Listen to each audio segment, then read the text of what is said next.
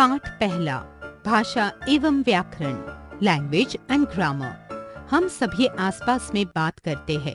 हम अपनी बात बोलकर दूसरों तक पहुंचाते हैं और दूसरों की बात सुनकर समझते हैं।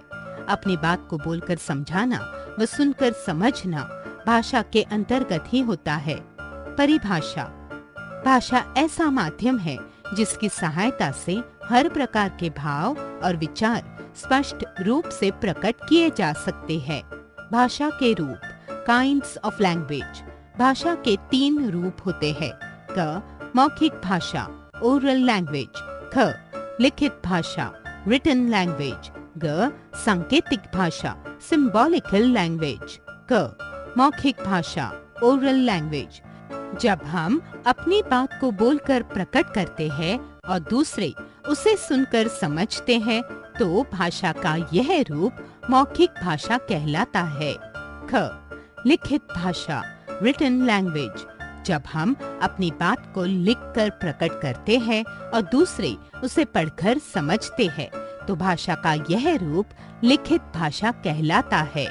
ग सांकेतिक भाषा, सिंबॉलिकल लैंग्वेज। संकेतों तथा इशारों द्वारा विचार प्रकट करने को सांकेतिक भाषा कहते हैं, परंतु इस भाषा का कोई अर्थ नहीं होता है। लिपि: स्क्रिप्ट। मुख से बोलते समय कुछ ध्वनियां निकलती है। इन ध्वनि संकेतों को लिखने के लिए विशेष चिन्हों का प्रयोग किया जाता है।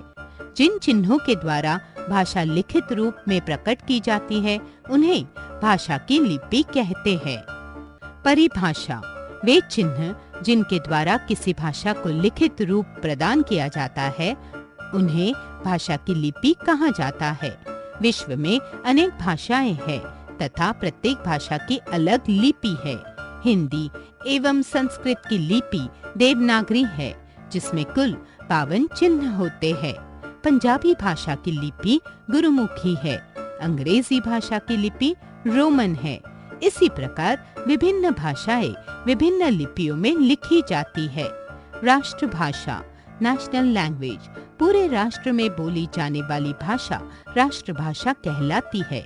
हमारे देश के ज्यादातर राज्यों में हिंदी भाषा ही बोली जाती है, इसलिए हिंदी को राष्ट्रभाषा का स्थान दिया गया है।